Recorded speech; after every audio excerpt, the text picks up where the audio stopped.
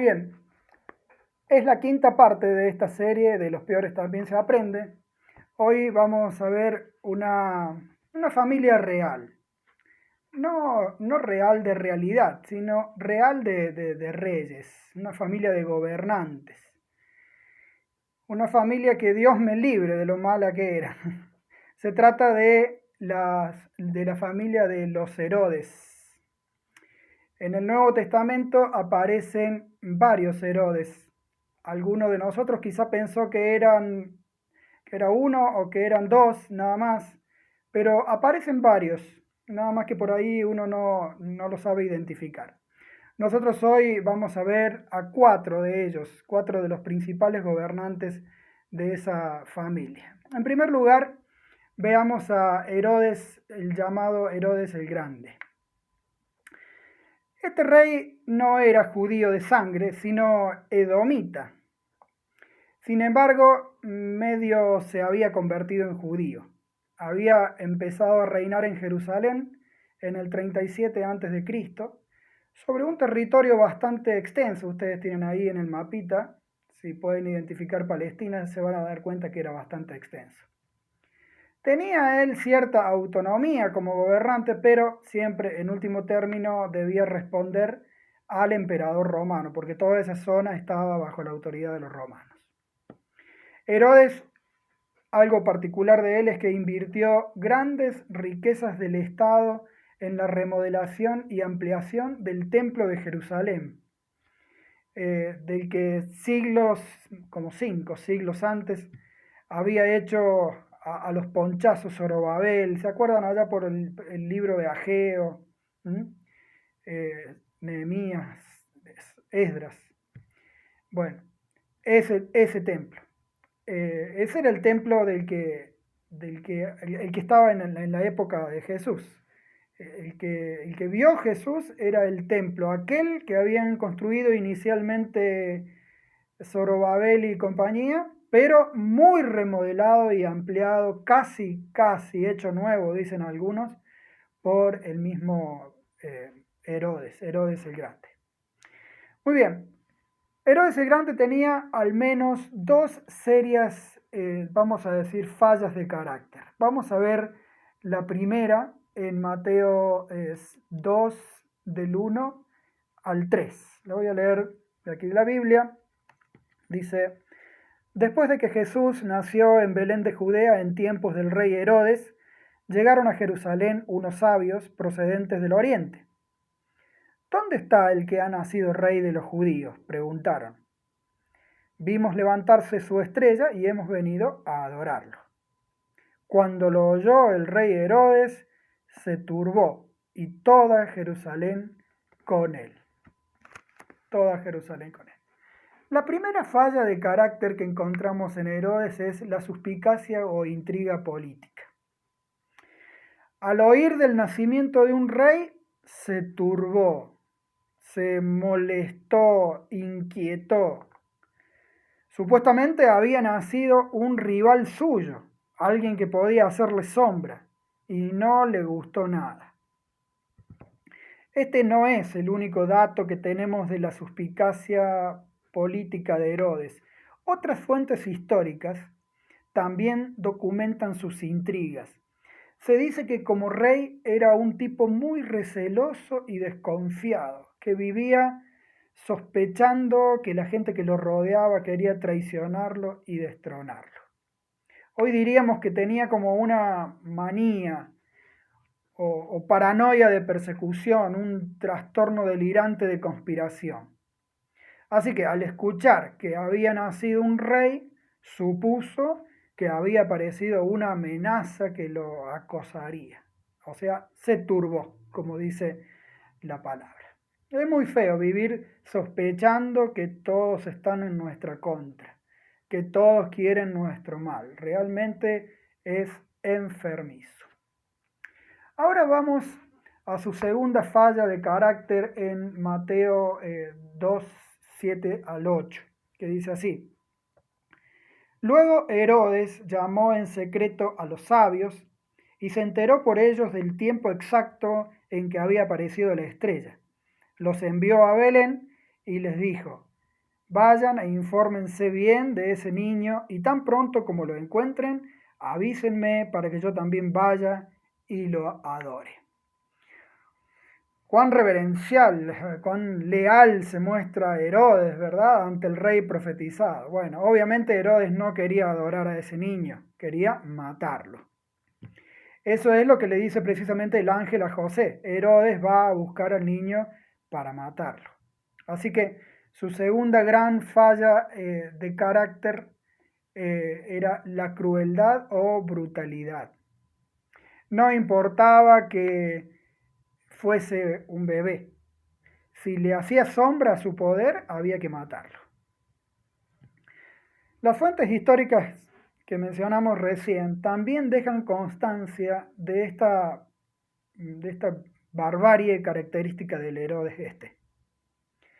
Solo bastaba que él sospechara de las malas intenciones de alguien para que lo aniquilara. No importaba quién fuese ni cuántos fuesen. Apenas había subido al trono, por ejemplo, mató a todo el Tribunal Supremo de los Judíos, que si no me equivoco eran 30, el Sanedrín. Tiempo después mató a 300 oficiales de la corte. Y como si eso fuese poco, también en un momento llegó a matar a su esposa más amada, que se llamaba Mariana o Mariamne, y a la madre de ella, y a 3 de sus propios hijos. Herodes mismo mató a Alejandro, Aristóbulo y Antípater. Terrible. Un emperador romano había dicho de él, había dicho en relación con él que estaba más a salvo un cerdo de Herodes que un hijo de él. Era realmente sanguinario si sospechaba que alguien estaba amenazando su poder. Y aparte de estos más cercanos, por supuesto, Herodes mató a muchos otros, ¿no? La matanza más cruel que se conoce de él es la que Mateo mismo, bueno, ustedes lo conocen en Mateo 2:16, que dice así: cuando Herodes se dio cuenta de que los sabios se habían burlado de él, se enfureció y mandó a matar a todos los niños menores de 2 años en Belén y en sus alrededores. No era cuestión de que se le escapara, había que hacer como una barrida matando a todos y asegurarse de que muriese, ¿eh? Pero bueno, ya sabemos que no lo logró porque José y María habían sido advertidos por el Señor y ya estaban camino de Egipto con Jesús. Sí, ciertamente Herodes era extremadamente suspicaz y muy cruel. A propósito, ¿cómo acabó este rey? Bueno, si buscamos en Wikipedia, ahí dice que murió en soledad, enfermo y loco, aparentemente. Un médico experto, basándose en las descripciones de los historiadores, supuso que la causa de su muerte fue una enfermedad renal crónica complicada por una asquerosa gangrena, se supone. Otro médico supone que murió de una sarna que derivó en gusanos, putrefacción y trastornos psiquiátricos. Bueno, sea como sea, parece que este Herodes no acabó nada bien. Tal vez podemos decir, lamentablemente, que la historia de este mundo es en gran parte la historia de las intrigas políticas y las luchas por lograr o mantener el poder.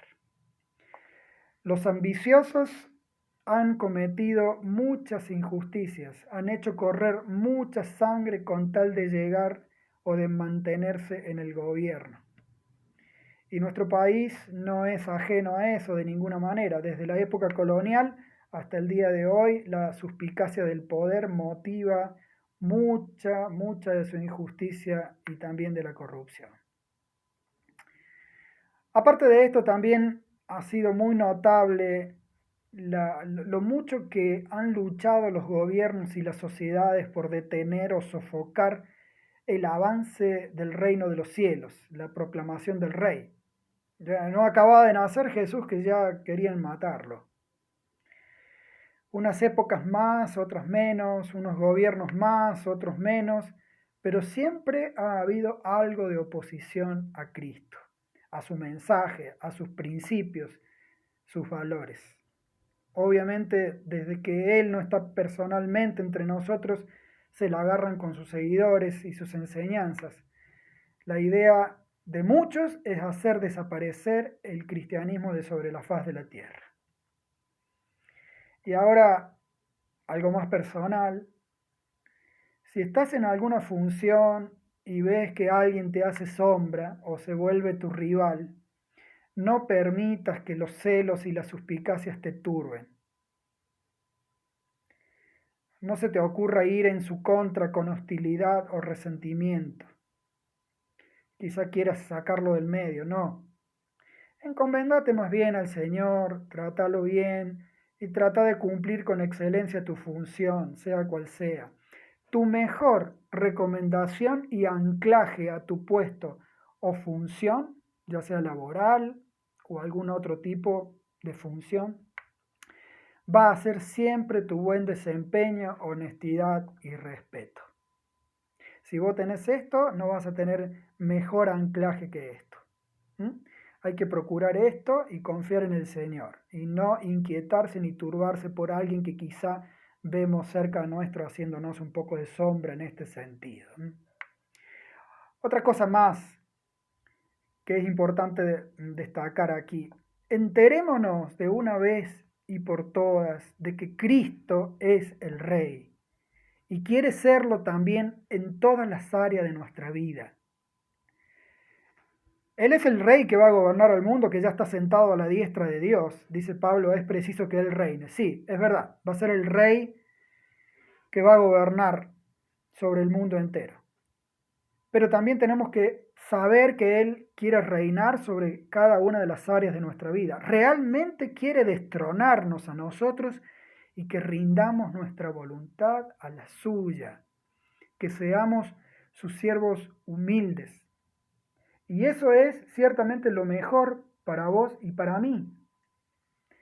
Aceptalo gustoso ya mismo. Ni se te ocurra encender tus intrigas de presunción y soberanía personal para luchar contra él y rechazarlo.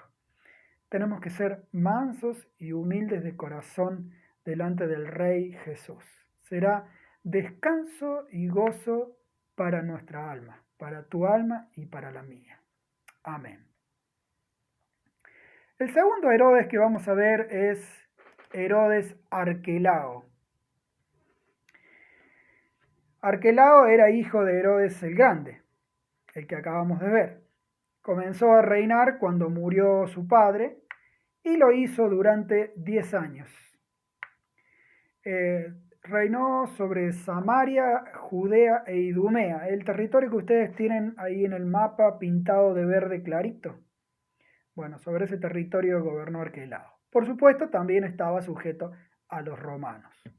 De este Herodes no podemos decir demasiado sobre la base de la Biblia porque en la Biblia se lo menciona una sola vez y se lo menciona en Mateo capítulo 2, versículo 1 al 22. No, perdón, versículo 21 al 22. Dice así. José tomó al niño y a su madre, que estaba en Egipto, ustedes se acuerdan, y regresó a la tierra de Israel. Pero al oír que Arquelao reinaba en Judea, en lugar de su padre Herodes, tuvo miedo de ir allá. Así que este Arquelao era un tipo, vamos a decir, temible. Un tipo para tenerle miedo. Podemos decir de tal palo, tal astilla. Antes de recibir la corona, se dice que ya había matado a 3.000 fariseos que se oponían a su coronación. Sí, de tal palo, tal astilla. Su gobierno fue inestable hasta que los mismos romanos lo destituyeron y lo desterraron. Parece que hartó incluso a los mismos romanos. Bueno, una aplicación tal vez en este punto, no tenemos que repetir los errores de nuestros viejos. No tenemos que calcar sus pecados y sus vicios. Si su carácter o su modo de vida tenían fallas y vicios, no estamos condenados a reproducirlos nosotros. No permitamos que sigan pegados a nosotros esas cosas feas. Es verdad que en la práctica no es sencilla, o no es sencillo, pero nuestra obligación delante de Dios es evaluar la vida de los que nos criaron, ser críticos, saber diferenciar lo realmente bueno de ellos de lo realmente malo y así copiar lo primero y evitar lo segundo. Tendríamos que también hacernos una evaluación nosotros y ver qué de bueno y qué de malo tenemos de nuestros viejos, de los que nos criaron y quedarnos solamente con lo bueno. Muy bien, el tercero que veremos es Herodes llamado Antipas. Antipas el tetrarca se le llamaba. Este Herodes también era hijo de Herodes el Grande y por tanto hermano de el que acabamos de ver, de Arquelao. También comenzó a reinar cuando murió su padre y lo hizo durante más de 40 años sobre Galilea y Perea, el territorio que ustedes pueden ver ahí en color fucsia o rosa fuerte. Por supuesto, también rendía cuentas al Imperio Romano. Su título que aparece ahí, tetrarca, significa gobernador de una parte o gobernador de una, de una, de una cuarta parte del territorio que había tenido su padre, algo así. Gobernador de una parte. De este Herodes podemos decir bastante más porque protagonizó 3 hechos muy conocidos del Nuevo Testamento.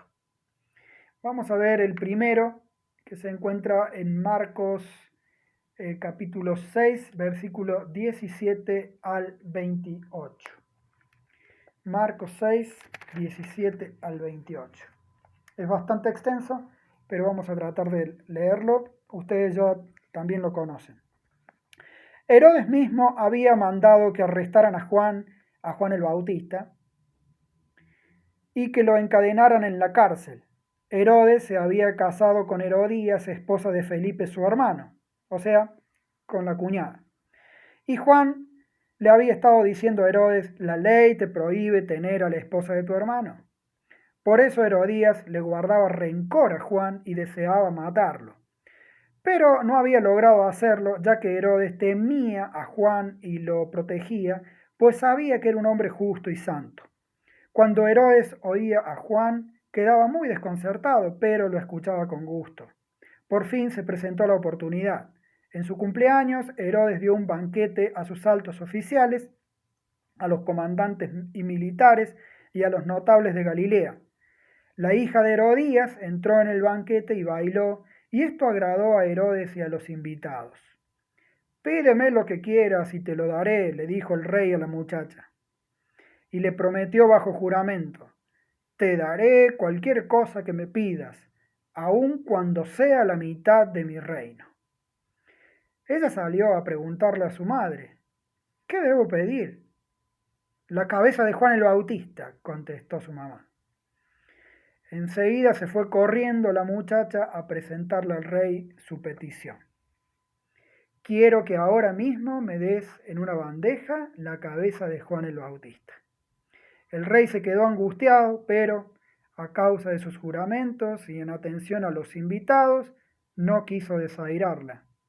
Así que enseguida envió a un verdugo con la orden de llevarle la cabeza de Juan. El hombre fue, decapitó a Juan en la cárcel y volvió con la cabeza en una bandeja, se la entregó a la muchacha y ella se la dio a su madre. Con este perverso hecho entonces entra en escena este Herodes, con el asesinato de Juan el Bautista. Aquí podemos ver al menos 5 de sus pecados. En primer lugar, adulteró con Herodías su cuñada. Él estaba casado con una tal Fasaelis y Herodías estaba casada con Felipe su hermano. Pero entre ambos tenían una aventura amorosa y por eso decidieron divorciarse cada cual de su cónyuge y casarse entre sí. Juan el Bautista le reprobó eso, denunciándolo públicamente como contrario a la ley de Dios. El segundo pecado es que le concedió a Herodías el encarcelamiento de Juan. Como hemos leído, Herodes respetaba bastante a Juan y no quería hacerle daño, pero por causa del odio y la insistencia de Herodías, al final cedió en parte y al menos lo encarceló. Lo encarceló para que dejara de denunciarlos en público, claro. El tercer pecado de Herodes es que hizo un juramento estúpido. Cuando la hija de Herodías danzó tan sensualmente delante de él y sus invitados, él le hizo un juramento del todo irresponsable. Debe haber estado medio borracho o excitado, no sé, porque como una autoridad sujeta a Roma, no podía comprometer parte de su territorio. Pero lo hizo. Le juró a la chica que le concedería cualquier cosa que le pidiera. El cuarto pecado es que salvaguardó su propia honra en lugar de la justicia. Cuando la chica, instruida por su odiosa madre, le pidió la cabeza de Juan el Bautista, Herodes, por amor a la justicia, debió haber retrocedido de su juramento. Sin embargo, para no pasar vergüenza delante de sus funcionarios, siguió adelante y lo cumplió. Veló por su propia honra en lugar de velar por la justicia. El quinto pecado de Herodes que se ve en este pasaje es que decapitó al más grande profeta de la historia. Herodes mandó de inmediato a decapitar a Juan. Para dictar la ejecución de un acusado, la ley judía requería un juicio previo y por supuesto justo. Sin embargo, él abusó de la autoridad romana y procedió de inmediato. Y así se hizo culpable de otro gran delito de la historia: matar al más grande profeta que haya existido, el fiel precursor del Mesías. Ese es el primer pasaje en que aparece Herodes Antipas. Ahora vamos a ver el otro pasaje en que aparece, que está en Lucas 13:31. Lucas 13:31. En ese momento se acercaron a Jesús unos fariseos y le dijeron: sal de aquí y vete a otro lugar, porque Herodes quiere matarte. Aquí vemos que no sabemos muy bien por qué, pero Herodes en algún momento tuvo intenciones de matar a Jesús. Tal vez, no sé, tenía miedo de que por su causa se produjera un levantamiento político en Galilea. Tal vez tenía miedo de que Jesús predicara en su contra como lo había hecho Juan. No lo sabemos, pero ciertamente tuvo intenciones de sacarse de encima también a Jesús. Aunque, bueno, nunca lo hizo efectivamente. Al menos no directamente. El tercer hecho que protagonizó Herodes Antipas se encuentra en Lucas capítulo 23, versículos 6 al 11. Este también es bastante conocido. Dice: al oír esto, Pilatos preguntó si el hombre era Galileo. O sea, Pilatos estaba juzgando a Jesús, preguntó si era Galileo. Cuando se enteró de que pertenecía a la jurisdicción de Herodes, se lo mandó a él, ya que en aquellos días también Herodes estaba en Jerusalén. Al ver a Jesús, Herodes se puso muy contento. Hacía tiempo que quería verlo, por lo que oía acerca de él y esperaba presenciar algún milagro que hiciera Jesús.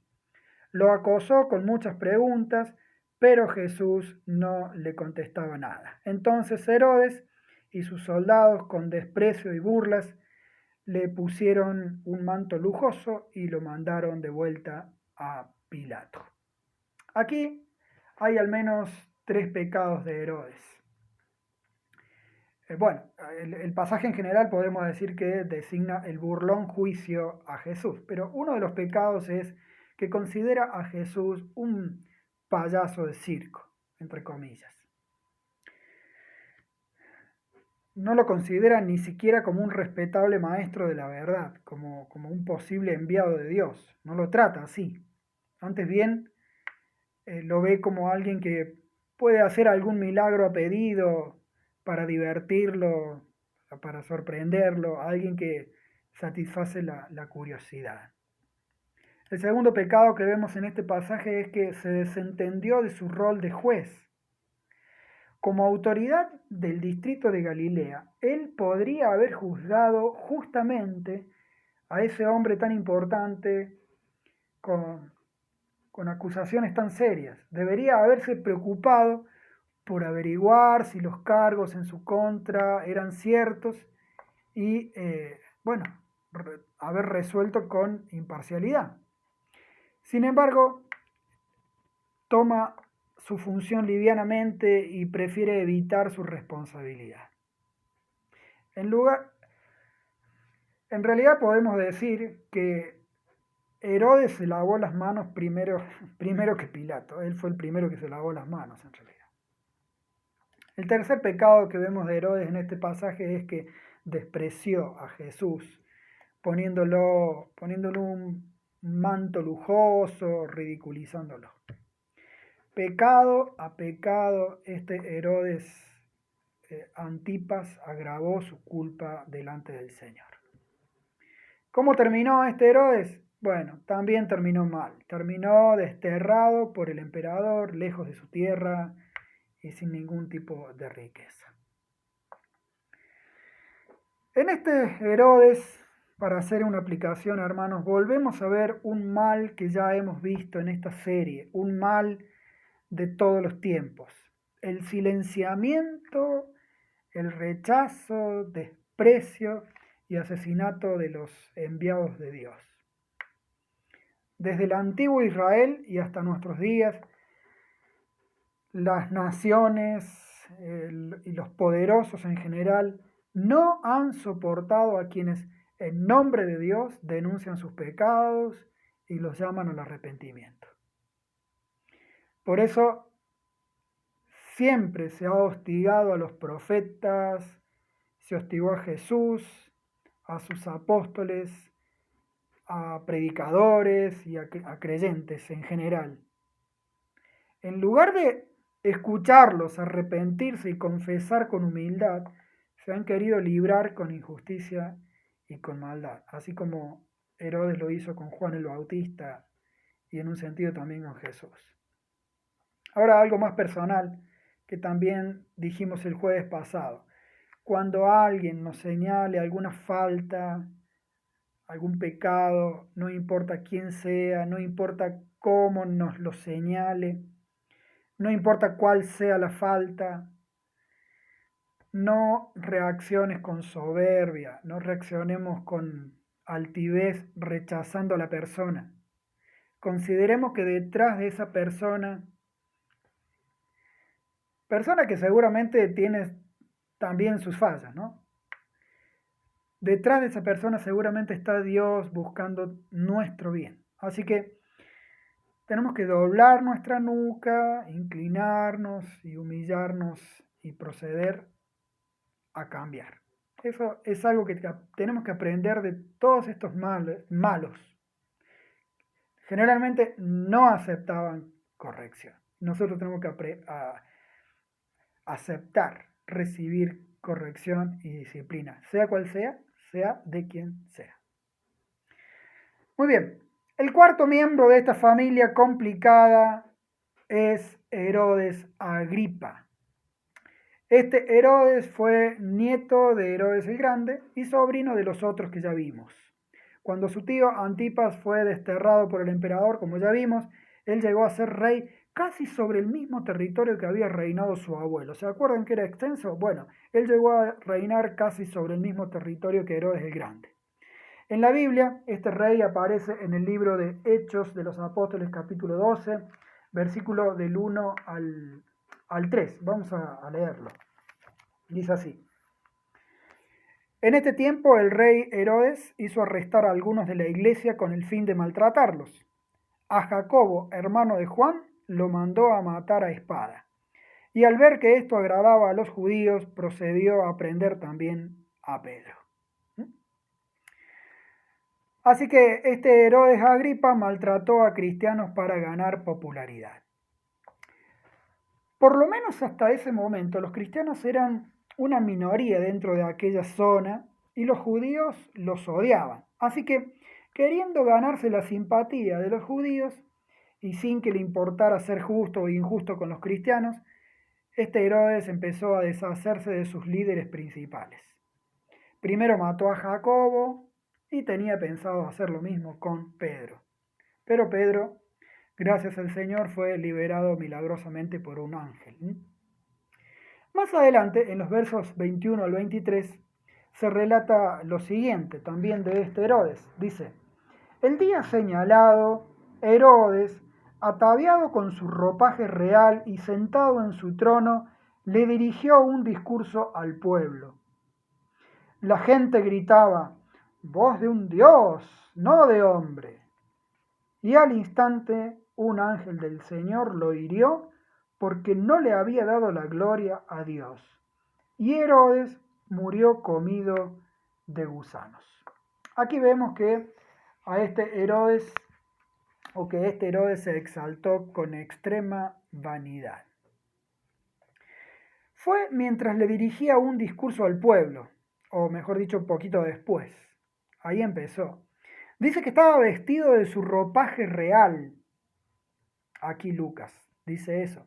Otro historiador de ese tiempo dice que su traje estaba hecho, no sé, no me pregunten cómo, pero estaba hecho de plata y que resplandecía a la luz del sol de la mañana. Así dice el historiador. Era realmente ostentoso. Y cuando comenzó su discurso, parece que la gente lo aduló, lo lisonjeó, lo halagó.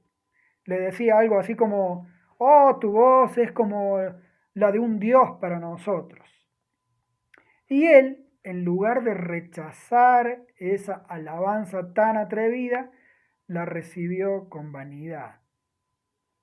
Y tanto Lucas como el otro historiador dicen lo mismo, que en ese mismo instante el rey se enfermó con fuertes dolores. Probablemente hayan sido dolores de panza. Y a los 5 días murió en su palacio. Lucas agrega que murió comido de gusanos. Un médico, al estudiar su biografía, ha sugerido que Herodes Agripas murió a causa de una gran cantidad de parásitos en su estómago, de cierto parásito que parece que es muy común en la zona de Palestina.